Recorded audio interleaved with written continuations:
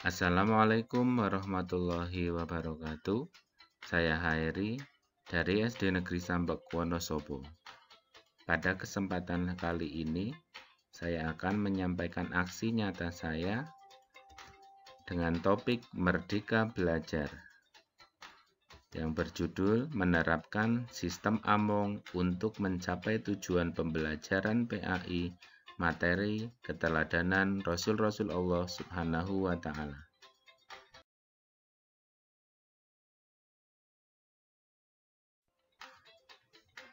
Pada topik Merdeka Belajar ada 5 modul yang saya pelajari.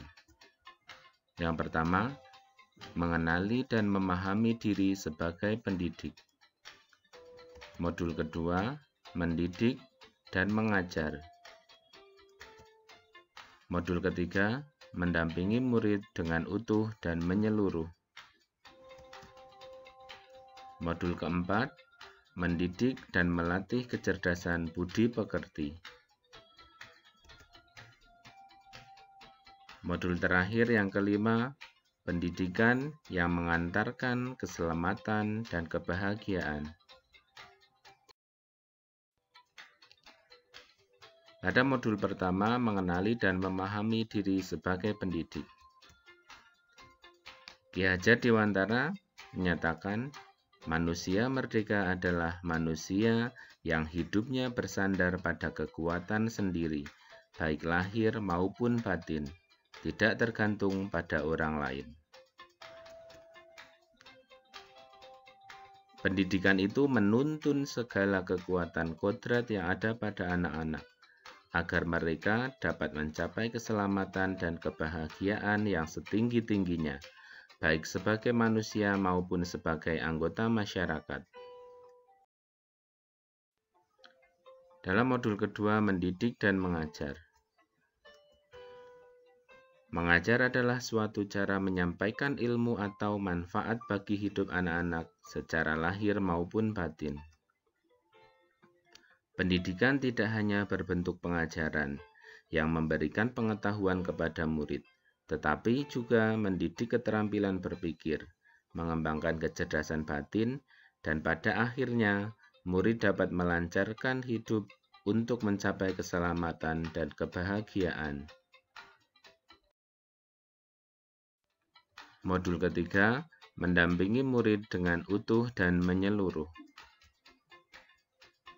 Guru berperan sebagai penghubung murid dengan sumber-sumber belajar yang ada di sekitar murid atau di sekolah maupun dengan sumber-sumber belajar digital yang mengaitkan setiap materi dengan konteks di mana murid hidup. Dikenal dengan asas trikon, yaitu kontinu, konvergen, dan konsentris. Penanaman budaya kearifan lokal yang logis dapat membantu murid menjadi bijak dalam kehidupannya. Jika kita dapat memegang kuat kearifan lokal budaya Indonesia, kita juga akan mampu merespon pengaruh-pengaruh luar dengan bijak, sehingga adopsi muatan dan konten pengetahuan akan sejalan dengan nilai-nilai kemanusiaan dan konteks sosial budaya yang ada di Indonesia. Bahkan semakin menguatkannya menjadi kodrat alam dan kodrat zaman dalam mendidik murid-murid kita.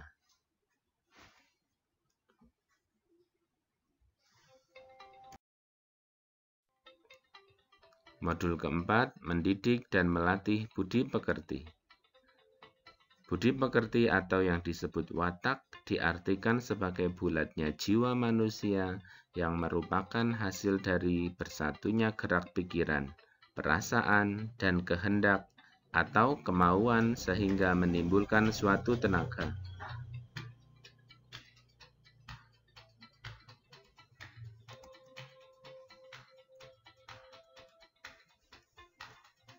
Budi pekerti juga dapat dimaknai sebagai perpaduan antara cipta atau kognitif dan rasa atau afektif, sehingga menghasilkan karsa psikomotorik.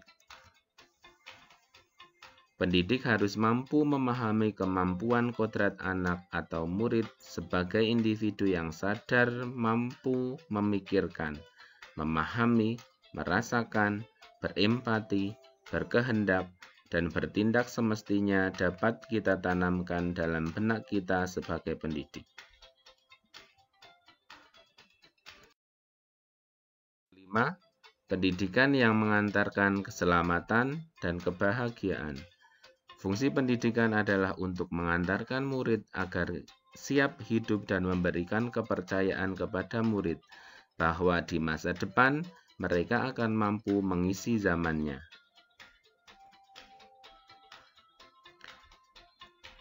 Sistem Among dalam pendidikan.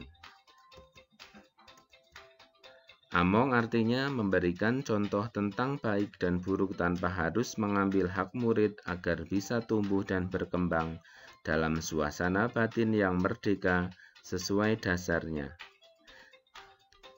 Dikenal dengan ing ngarsa sung tulodo, ing madya mangun karso, tutwuri handayani.